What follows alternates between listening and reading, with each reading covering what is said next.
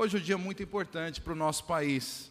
Não é porque o Supremo está analisando a condenação em segunda instância do ex-presidente Lula, mas porque todo o judiciário e o Código Penal e criminal desse país está em risco, está sendo colocado em xeque.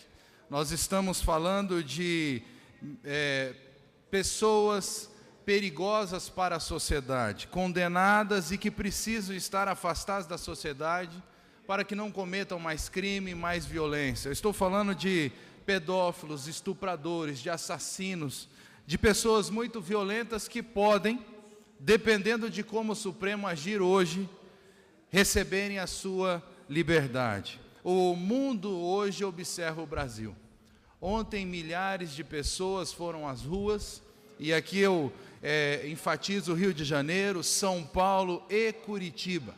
Milhões de pessoas que se juntam aos 5.048 procuradores, juízes que assinaram o abaixo-assinado e entregaram em Brasília antes de ontem.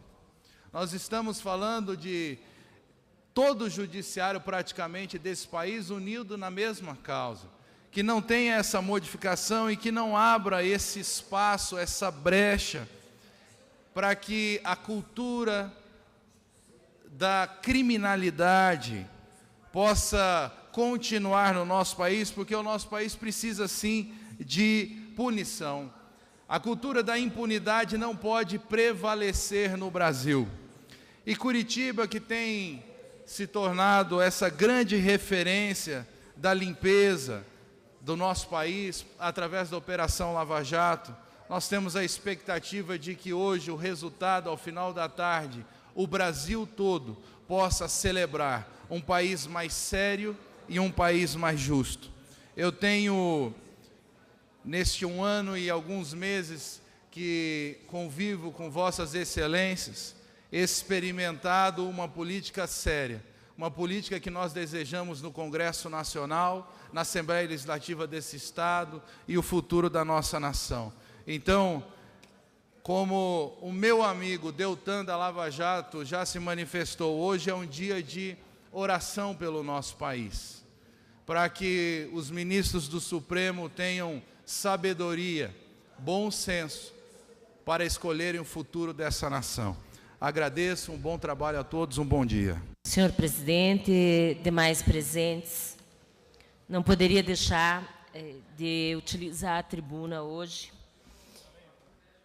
onde o que está em jogo no Brasil não é simplesmente a questão individual do ex-presidente Lula, né?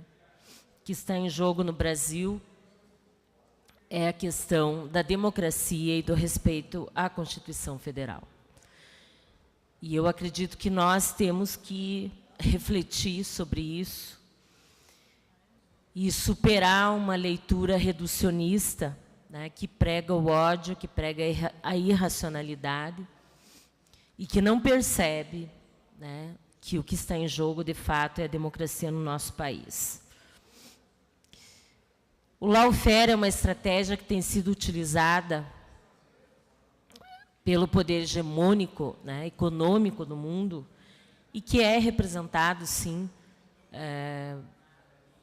simbolicamente, mas também na prática, né, pelos Estados Unidos.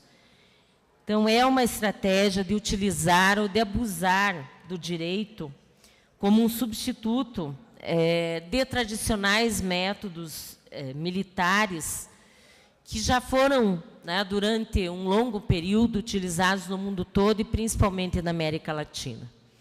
Então, quando nós temos a manipulação de leis, né, para atingir alguém, para atingir, na verdade, para além de uma pessoa, mas um projeto político para o país, nós temos que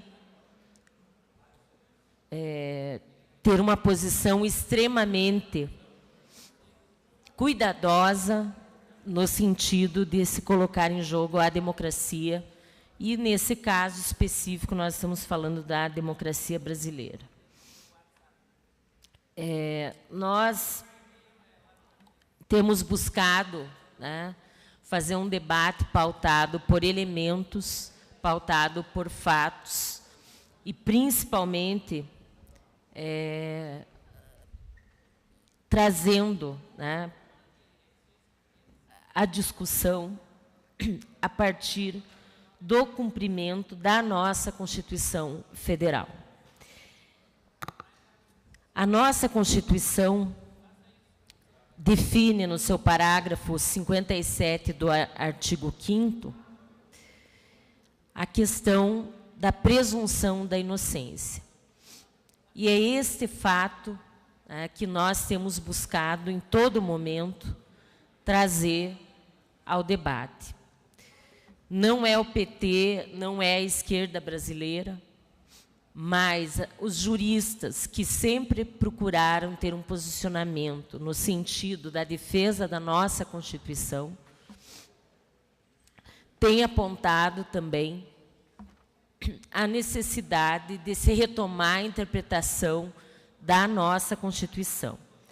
Então, não é à toa que nós temos um jurista respeitado no Brasil todo, né, independente de vertente ideológica, mas pela história que ele tem, que é o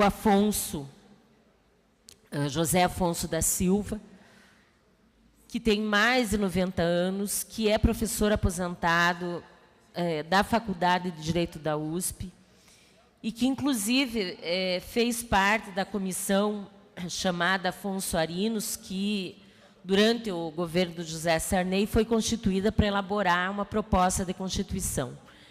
E, obviamente, nós sabemos que o texto apresentado à época, né, não foi aceito, foi rejeitado, mas que grande parte da nossa Constituição Federal de hoje é baseada nesse estudo. Então, falas, né, desse respeitado jurista, ele considera incompreensível como o grande tribunal que a Constituição erigiu em guardião da Constituição, dando-lhe a feição de uma corte constitucional, pôde emitir uma tal decisão em franco confronto com aquele dispositivo constitucional.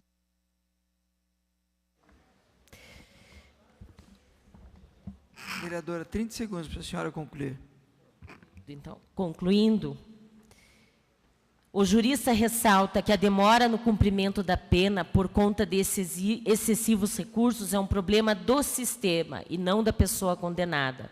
O problema na lentidão não poderia ser corrigido com a anulação de um direito constitucional.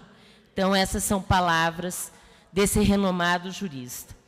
Então, finalizando, que nós estamos definindo hoje